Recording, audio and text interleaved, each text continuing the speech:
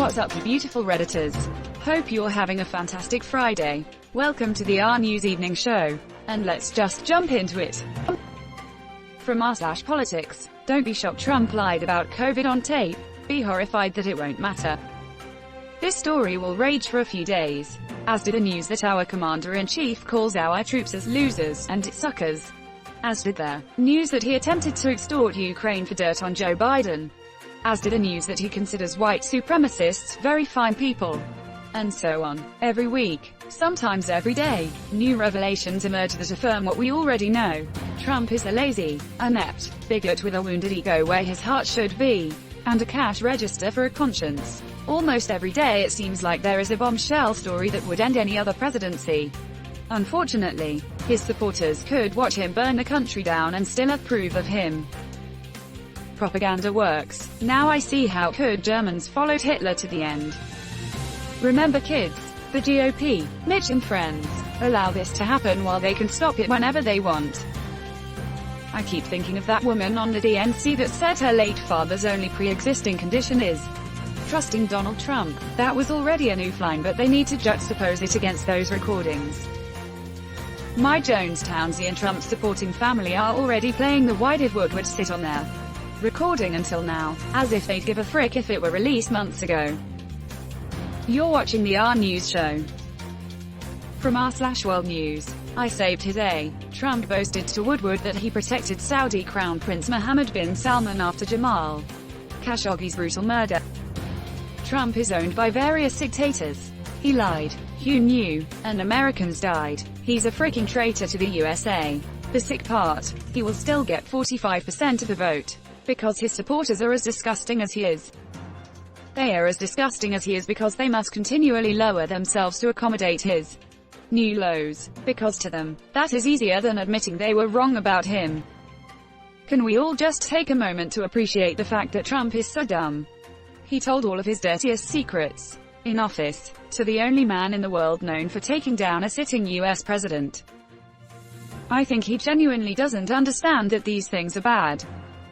Absolutely. When you're born with a silver spoon that far up your butt and are surrounded by yes men your entire life, the lines between right and wrong just don't exist. He genuinely has no morals whatsoever. And you almost can't blame him for it. He's merely a symptom. This crap will continue long after he's gone. I'm confused as to why Trump admitted all these things during the interview. I knew he was dumb, but goddamn. He was trying to impress Woodward so he'd write a book that was positive towards Trump. It's all because his daddy never told him he loved him, so he's always trying to gain acceptance from people he admires. It explains at least part of the Russia worship too. You're watching the RNEWS show. From r/News. Oregon governor issues emergency fire order. 3 prisons evacuated. The state's largest firefighting helicopters are unavailable. They were deployed to Afghanistan. According to the article, it was at the request of the Department of Defense. Seriously, like they don't have enough helicopters of their own. The helicopters in question are the Oregon Army National Guards. So in a sense they are the DoD's. They weren't state commercial-owned helicopters that were requested by the DoD for some reason. Now Erickson is an Oregon-based major civilian helicopter operator. I wonder if they have any aircraft which can assist. Or if they are already fighting fires elsewhere, like in California. Edit. There's a lot of discussion, no doubt brought on by how the article phrased things, about why firefighting helicopters were sent to Afghanistan. I wanted to clarify, there is nothing special about these helicopters that makes them designed for or intended for firefighting. They are standard utility transport helicopters. Their primary role is troop transport and other military missions. What any utility transport helicopter can do is lift what is called a Bambi bucket for aerial firefighting. But to clarify, these are not special firefighting choppers, just bog standard CH-47 Chinook transport helicopters. I imagine BC will be flying down to help soon. Our fires in Alberta and BC were on the low level this year. Freaking please. Got to remove that aluminum tariff first. You're watching the RNEWS show. From r/politics. The US is a failed state in less than 4 years. Donald Trump has exacerbated nearly every issue plaguing this country, from income inequality to global warming. Keyword is exacerbated. The flawed fundamentals have been latent and growing. But he definitely catalyzed their metastatic growth. I really think it all goes back to Reagan. He made right-wing reactionary governance politically palatable. Dems pivoted to the right in the new political landscape.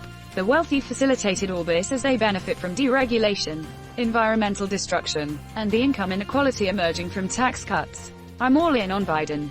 But his policies will likely be a bandage on a gaping wound. That's not a criticism of him. It's the situation of the system. Edit. Thanks, kind stranger. I would add that Nixon certainly put us on the path to Reagan.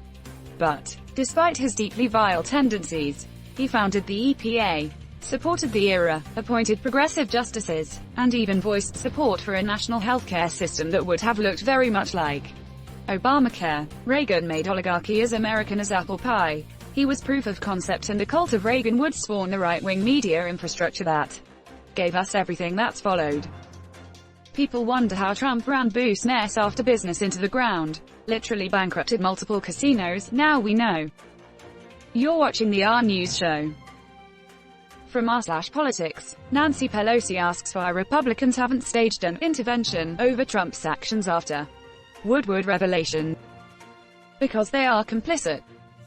There's two people I think Putin pays. Rohrabacher and Trump. Swear to God. House Minority Leader Kevin McCarthy, Republican. Meanwhile, McConnell has boasted about being the Grim Reaper of the Senate, and what's going on in their executive branch alone is an endless list of huge violations and misbehaviors, criminal activity, and complicity. They are definitely involved, and they are a disgrace to the U.S.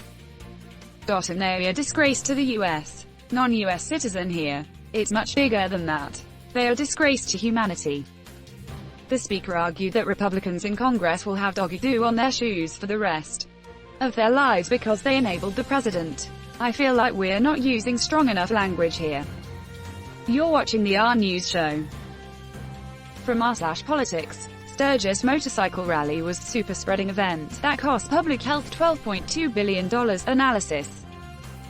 This just in, selfish buttholes continue to be selfish buttholes. Loud conservative boomers with expendable income to buy motorcycles are the most selfish buttholes. It's not that riding a motorcycle is a bad thing. It's that doing anything in the loudest, most obnoxious way possible just so it's the loudest and most obnoxious makes someone a selfish butthole. The biggest issue here is the spread part of this. All these people went to all these nooks and crannies of the country and ended up spreading it to places which probably would have been better insulated from outbreaks. And these places likely do not have the medical care that cities have. Places which probably would have been better insulated from outbreaks. Right. This is something they've been bragging about for months. We don't need to worry about the fake virus. It's an urban issue, people I know. Or even worse, they're going to come back to big cities and jumpstart another wave of cases that will shut down our economy again. And they'll spread it to people who otherwise might have been trying to stay safe. If it only affected the Sturgis rally attendees, I'd be laughing at them. Instead, they will infect a lot of other people who then will suffer and die. Or survive and be left with lifelong conditions. Also, they could have a few days of fun together. So completely selfish. And that's where we're going to end today's show. But if you like what you saw, leave a like. And if you want to see more of the RNEWS show, hit that subscribe button. As always, this has been the RNEWS show, and I'll see you tomorrow.